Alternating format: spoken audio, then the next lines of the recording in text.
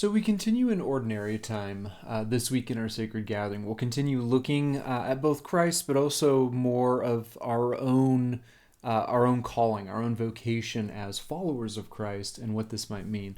So this week we get to look at a reading out of the book of Isaiah, and some just kind of important context for this is we're in late Isaiah at this point. So whether you understand Isaiah, the man, as offering these words kind of after his own lifetime prophetically, as talking to the people who are now in exile, whether you understand this as more of like a school of thinkers and prophets.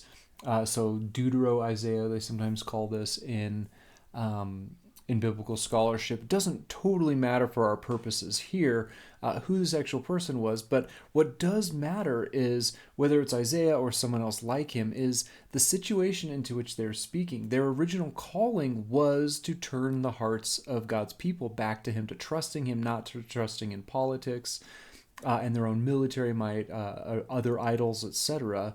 And yet he's failed, right? This prophet has not turned their hearts back, and the exile has come. They have lost politically. They've lost their home country. Many people have died. Their culture has been utterly shattered.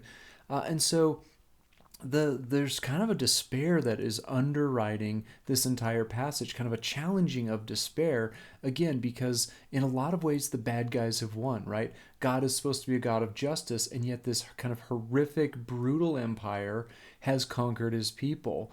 And they are recognizing that just historically, up until this point, nobody has ever returned from exile. Every culture that has been deported and forced to live in another place eventually just kind of integrates and they become just a new part of that culture. People don't come back home. And so our prophet is a failure for not being able to turn people's hearts back, and the people are a failure because they've lost everything again, and their just assumption is there is no going home, there's no coming back from this, nobody ever has before. And into that kind of culture of and just context of despair, we get these words. Listen to me, coastlands. Pay attention, peoples far away. The Lord called me before my birth. He called my name when I was in my mother's womb. He made my mouth like a sharp sword and hid me in the shadow of God's own hand. He made me a sharpened arrow and concealed me in God's quiver, saying to me, You are my servant Israel, in whom I show my glory. But I said, I have wearied myself in vain. I have used my strength up for nothing. Nevertheless, the Lord will grant me justice. My reward is with my God. And now the Lord has decided, the one who formed me from the womb of his servant, to restore Jacob to God, so that Israel might return home. Moreover, I'm honored in the Lord's eyes. My God has become my strength. He said, It is not enough, since you are my servant, to raise up the tribes of Jacob and to bring back the survivors of Israel. Hence I will also appoint you as a light to the nations, so that my salvation may reach to the end of the earth. The Lord, Redeemer of Israel and its Holy One, says to one despised, rejected by nations, to the slave of rulers, Kings will see and stand up, commanders will bow down, on account of the Lord who is faithful, the Holy One of Israel, who has chosen you. So one of the most debated parts of this passage is who exactly is speaking. Again, I said there's kind of this argument in biblical scholarship of was this written after, during the exile? Was this written prophetically beforehand? So is our prophet, whether it's Isaiah, son of Amos, the guy whose name is on this school, on this book, is this him speaking? Is it Deuteronomy? Is it this person? Another kind of take on it is people see this as the whole nation of Israel, which of course was originally one person, Jacob, nicknamed Israel, the God wrestler, is this nation being personified as again a servant which with God is going to work and glorify for the sake of the entire world. There's some pretty obvious reasons why Christian tradition has claimed this and seen Christ in this. In fact, many of the things Christ's doing, he seems to recognize passages like this The Gospel of Matthew is going to quote from this and other places where they recognize that Jesus is fulfilling some of those roles as the prophet, as Israel exemplified, as the person sent to both suffer and offer, um, you know, offer the rest of the world, the non-Israelite world, invitation into forgiveness, into the chance to be part of the family of God.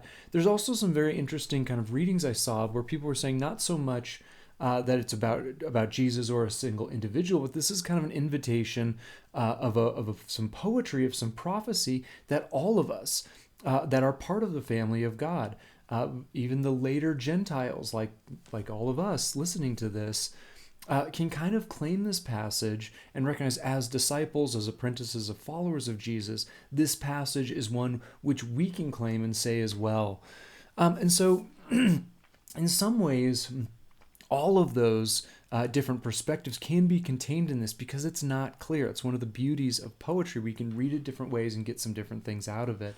But I wanted to point out one of the really important things, no matter which way we're reading it, is this just kind of contrast between how God is viewing this situation and how the speaker, the servant, is viewing this situation. Let me read that again. So listen to me, coastlands, pay attention, peoples far away.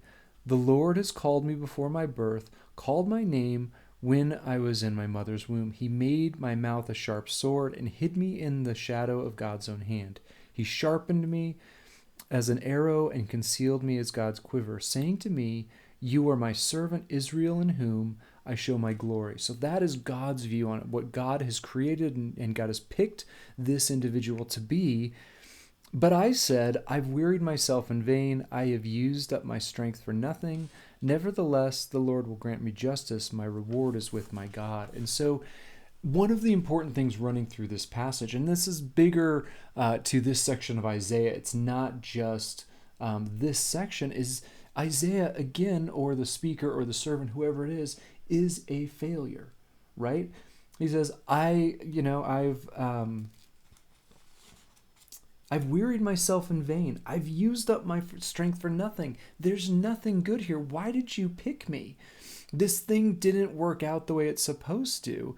And yet God's view is this is a surprisingly effective tool for my own glory, for furthering my own purposes. You may feel like you have failed. Their hearts were not turned back, right?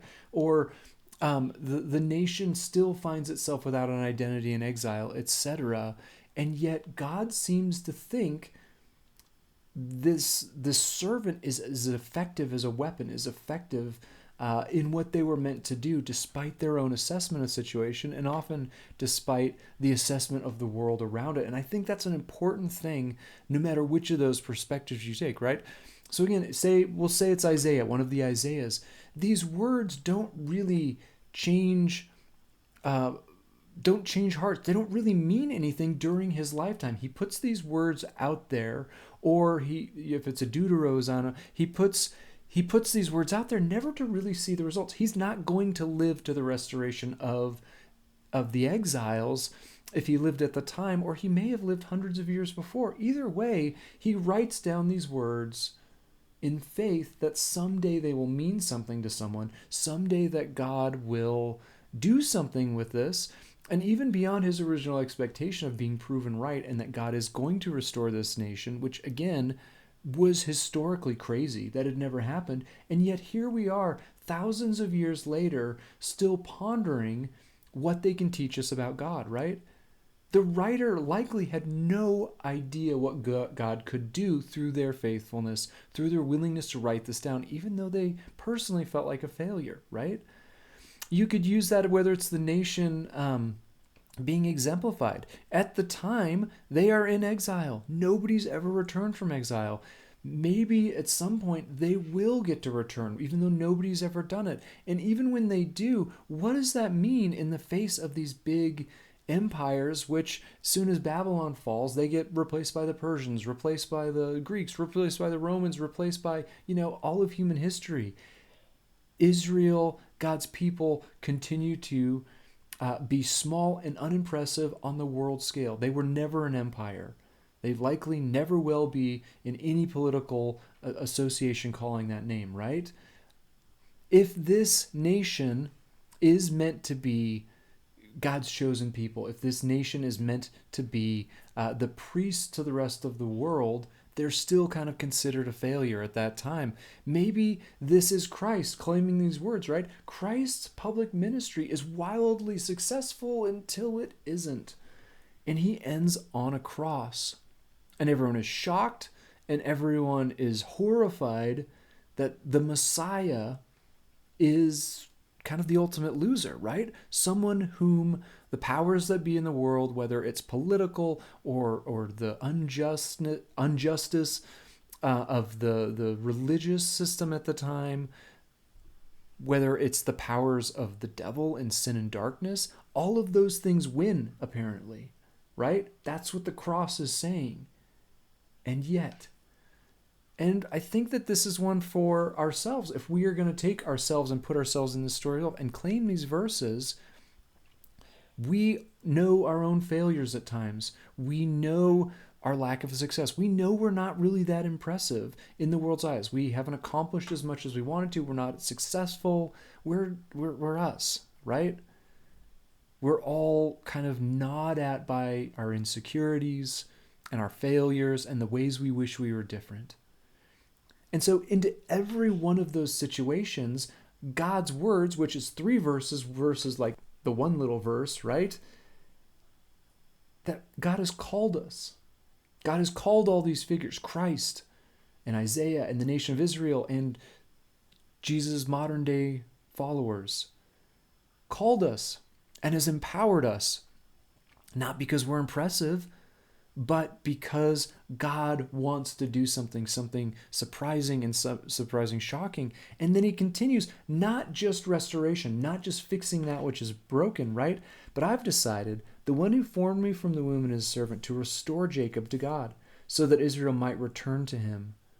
Moreover, I'm honored in the Lord's eyes. My God has become my strength. The task is still here. It's still going to happen, even though whatever it is we set our hands to, we often feel like we are failures and losers, right?